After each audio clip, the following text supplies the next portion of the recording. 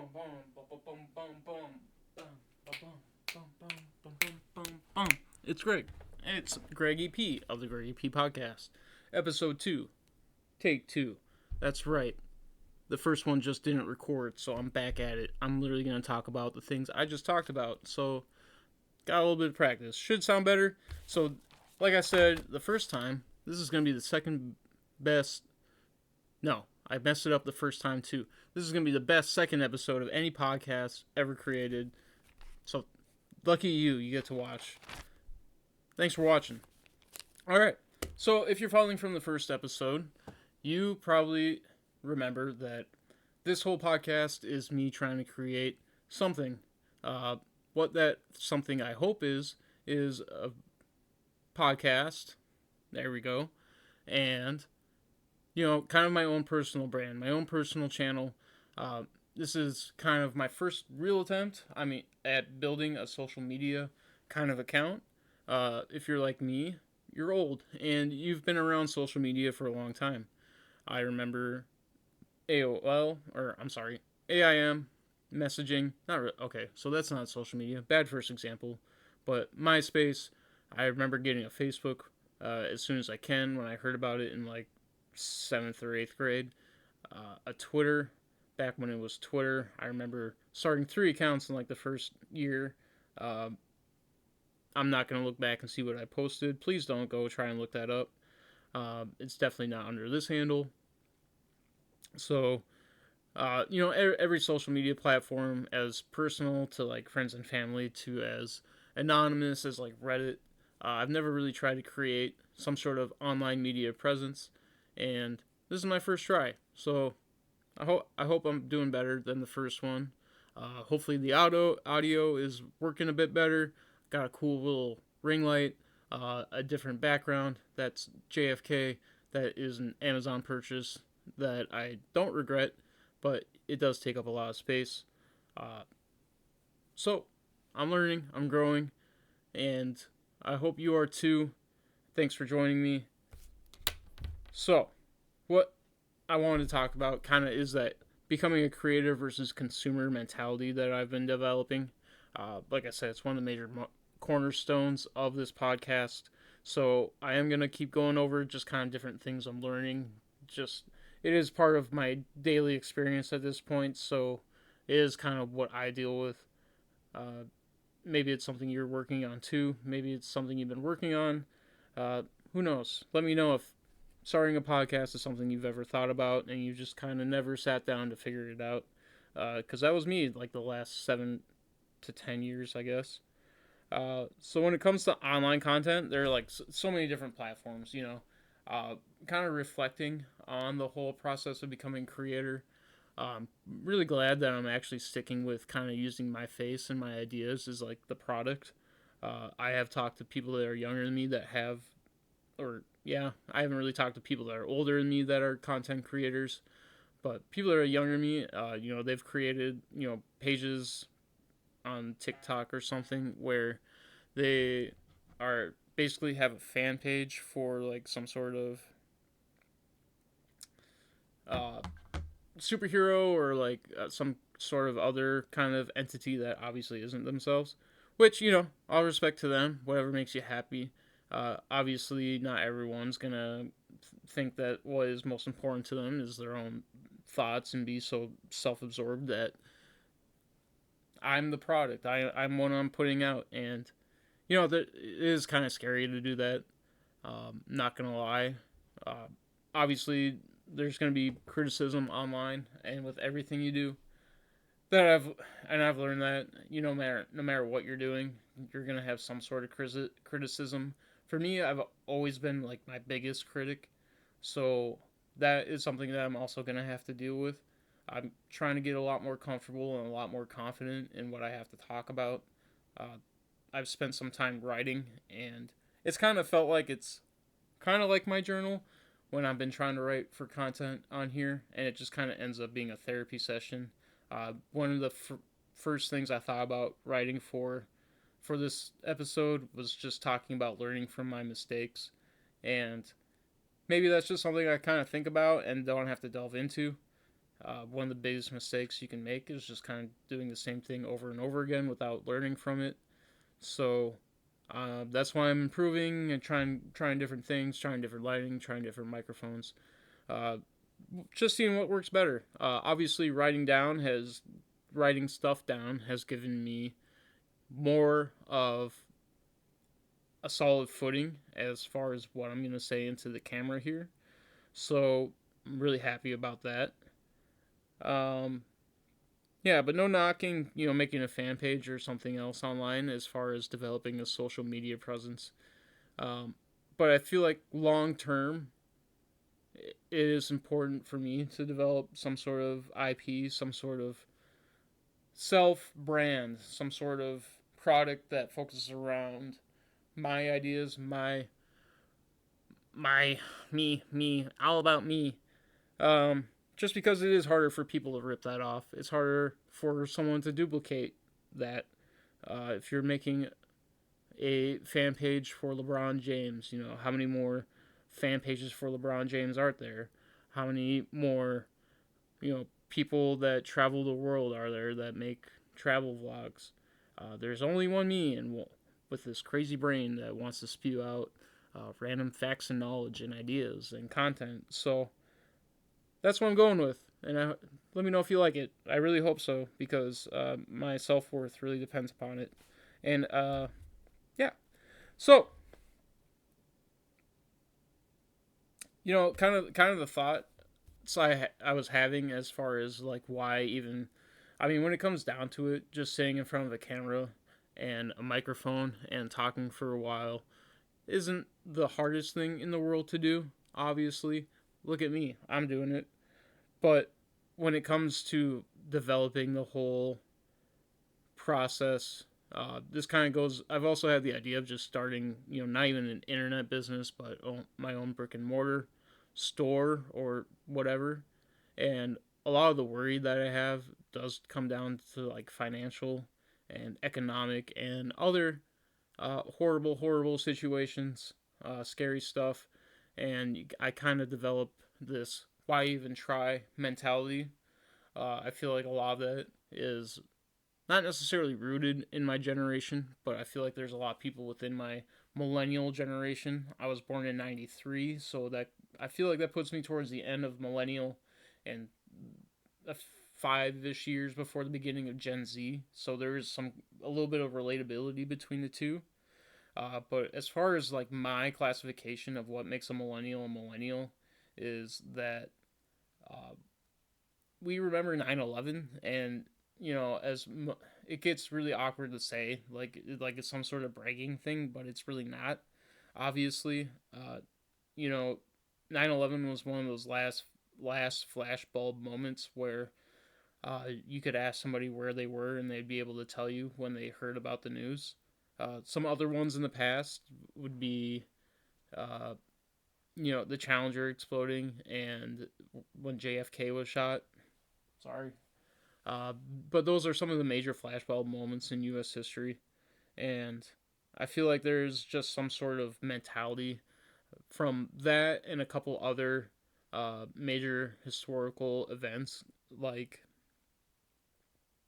the '08 financial crisis. Just remembering that kind of being a major factor in the mentality of our generation. So it kind of, I feel like this whole sense of what's the point is a large thing that I'm trying to overcome and work on.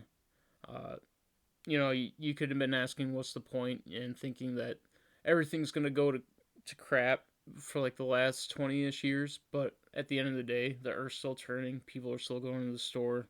There's no major scarcity, at least where I live. I know there's some uh, conflicts across the world, and you know, thoughts and prayers to them. But for majority of the U.S., it's not uh, a dystopian or apocalyptic present.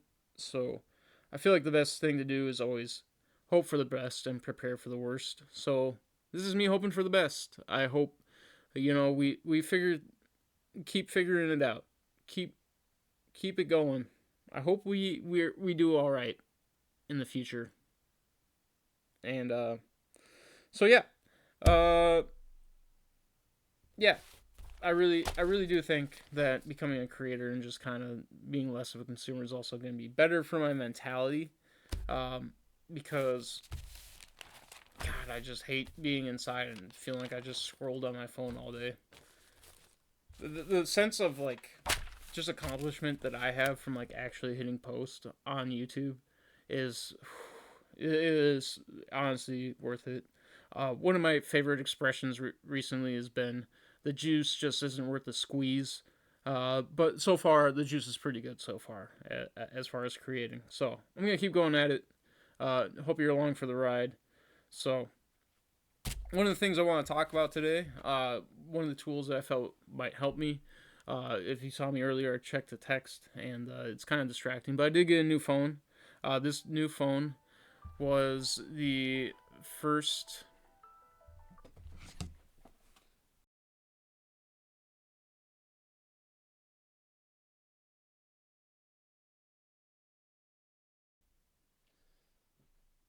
And I will edit that out. No worries, it'll be okay. Alright, back to what I was talking about. Getting a new phone. This is the first one that I got in like 6 years. The last one I got in 2020. It's pretty interesting what the new phone has. To be honest, I didn't really think about what new features would be on there, and actually, it's kind of underwhelming. I said it was cool, but most of the updates just seem to have AI integrated, which helps a little bit. At this point, I'm pretty used to not using AI. I think it's a helpful tool, but uh, one of the things I thought was pretty funny was I wrote in the journal. So there's a journal app, and I've had a journal for however many years, and I've found journaling just to be one of those simple tasks that you can do to help your mentality and help thinking. Uh, I don't journal as much as I used to. Definitely when I first needed to like kind of sort my thoughts and ideas out. Uh, when I kind of was depressed, I hate downplaying my depression, but it really did help my depression when I was younger, and uh, I figured it'd be cool to try out the journal app in my phone. I don't really like writing in my phone, as you can tell. I'm more of a pen and paper kind of guy. But tippy tappy, I wrote down a little journal entry, and it gave me an AI feedback for my journal, and I always just kind of wondered, does AI ever like give you like realistic feedback? I feel like whenever there's flattery or like AI is never just gonna say, "Hey, I don't think that's a good idea." It'll be like, "Hey, maybe we should rethink certain aspects of that." And I like your motivation and your energy, but blah blah blah. You know, which realistically it is probably designed for a specific way. I just don't think it's real. I don't think it's honest, and I'm not a fan. I mean, it is what it is. I honestly think about going into AI because AI is just going to replace so many different jobs, and being able to write certain prompts and utilize AI is going to be a very lucrative industry in the near future. So, if you're wondering what to get into if you're younger, look at AI. As much as I hate to say it. So bum bum bum bum bum bum bum bum. This is a transition, transition, transition to some kind of funny content. So, like I said earlier, a lot of this podcast is going to be kind of delve into what I see every day. Like, what's my major uh, activities in life? Kind of a recap. I go to the gym a lot. I really don't want to make a fitness kind of focused podcast. I think everyone's got their own journey. If you have any like fitness or health questions, go ahead and drop them in the comments, and maybe I'll talk about that. I got uh, about me is I have lost a lot of weight. I was like 250 pounds in 10th grade, and I've had a torn ACL. I've ran a marathon. I've squatted 315 a few times, like 10 years ago, and I've lifted a lot of weight. I've been very strong. I've been not super lean, but I've had quite the journey. So if you have any questions about that, go ahead and drop them. If you're one fan, if you're one watcher, you're part of a very small audience. So I want to make sure that your time is very valued, and if you want something out of my well of knowledge, let me know. So, like I said, a lot of my content is just gonna be focused around kind of my journey through content creation, and I kind of want to also get into some funny subjects. So I thought it'd be funny, just going off that whole mentality of like, what's the point, and kind of they're doom and gloom.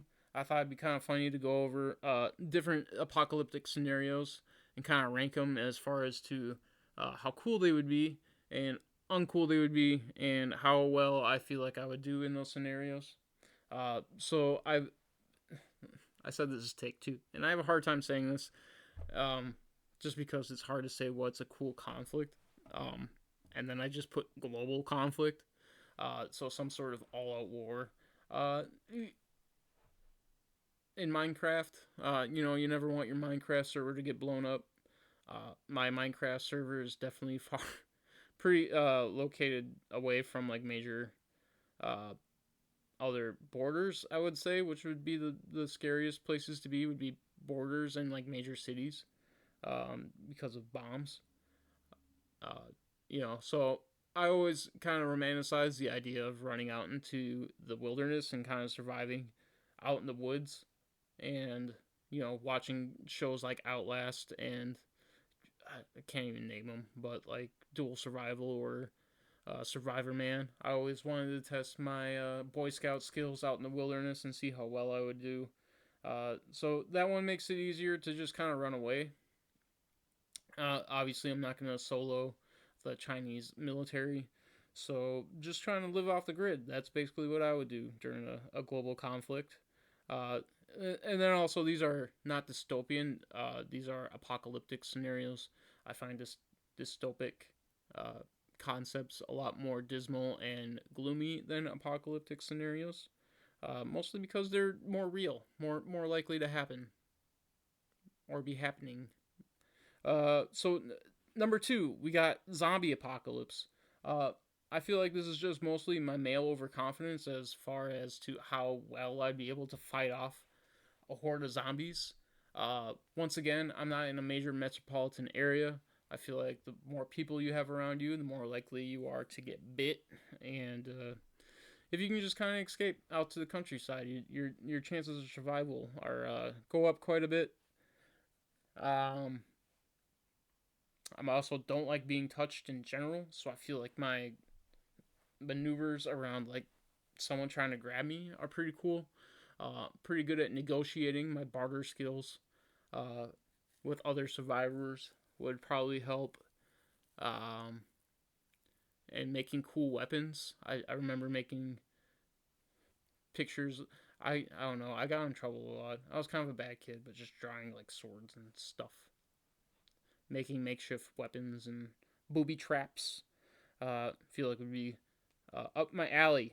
Okay. So rounding out the somewhat decent survivability, I got economic collapse.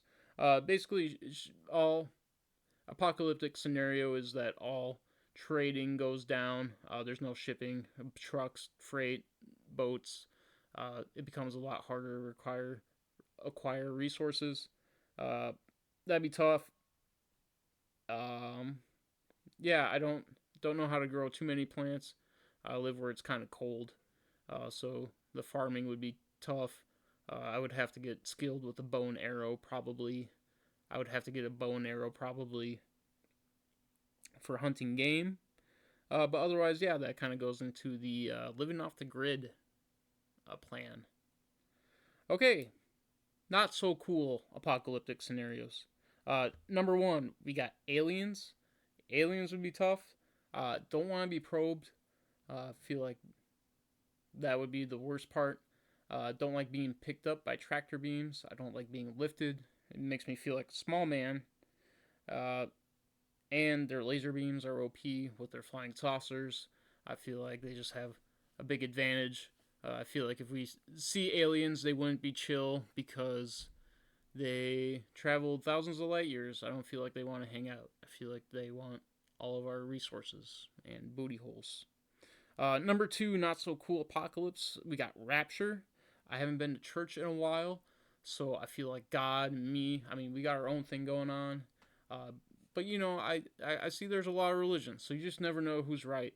So I feel like that'd be pretty interesting to see who gets saved, I guess, and who kind of gets left behind. Uh, Fingers crossed. God, God's like, yeah, you got it. Yeah, Rapture. Uh, 3 for not so cool would be disease. Um, if there's a disease that gets really spread around and it's like not a zombie, I feel like the zombie aspect of the zombie outbreak makes it more interesting. I feel like if people are just getting sick and dying, it gets a lot sadder.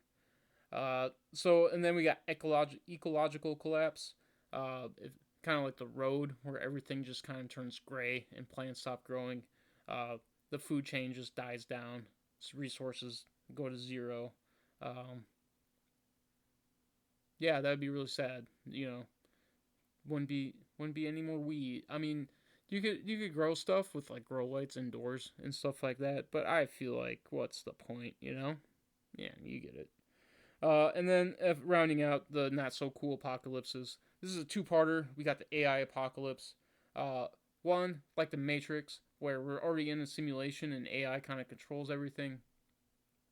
I feel like that one, ignorance is bliss in that aspect. Maybe I am a blue pill type of guy. Let me stay in the Matrix. Let me not have to eat cockroaches and fight Agent Smith. I feel like that would be rough. I would stay asleep. Maybe I am asleep. Are you asleep? And then we got the Terminator AI apocalypse. That one's a lot scarier because you got robots with guns. I feel like that's OP. I feel like you can't really hide because they got heat vision. They got drones. So even going out into like the countryside, I feel like they would find you eventually. And then you just be a slave to a robot. And that's a big bummer. Yeah. So that's what I got for today. I got a little bit of editing to do. Gonna try and post it this week. So thanks for joining me on episode 2. Really hope you had some fun. Hope I gave you some food for thought. Hope you got some snacks for later. Little things to nibble on. Little brain hors d'oeuvres. And try not to have too much before sleep because it hurt your brain and hurt your tummy. That's what my mom always told me. So here's the outro song. Bum bum bum ba bum ba bum bum. That was Greggy P's podcast. Yeah. Have a good one.